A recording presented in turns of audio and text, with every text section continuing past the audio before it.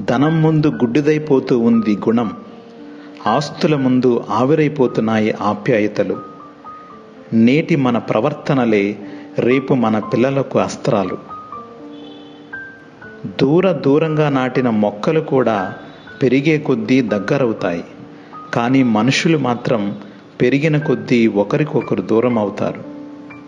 రూపాన్ని చూసి మోసపోకు, రూపాయిని చూసి మురిసిపోకు. రూపమైనా రూపాయి అయినా శాశ్వతం కాదు, మనసులోని ప్రేమాభిమానాలే శాశ్వతం.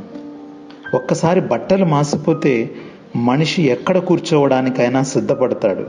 అలాగే నడక చెడిందంటే ఎలాంటి పనులు చేయడానికైనా సందేహించడు మనిషి. మనిషి బ్రతకడానికి పెద్దగా ఖర్చుండదు, కానీ ఎప్పుడైతే ఎదుటివారిలా బ్రతకాలి అని అనుకుంటాడో, ఆశపడతాడో అప్పుడే ఖర్చు అవుతుంది. అవసరాలన్నీ తీరిపోయాక చేసిన మంచి మరచిపోయి కీడు తలపెట్టాలని చూస్తే కాలం సహించదు, ధర్మం ఊరుకోదు, జీవితాంతం మరిచిపోలేని గుణపాఠం నేర్పుతుంది. పడిపోతే పగిలిపోయే ఫోన్కే ఎంతో విలువ ఇస్తున్నాం. అలాంటిది జీవితాంతం మనతో ఉండే బంధాలకు ఇంకెంత విలువ ఇవ్వాలి? చిన్న చిన్న కారణాలతో బంధాలను దూరం చేసుకోకండి.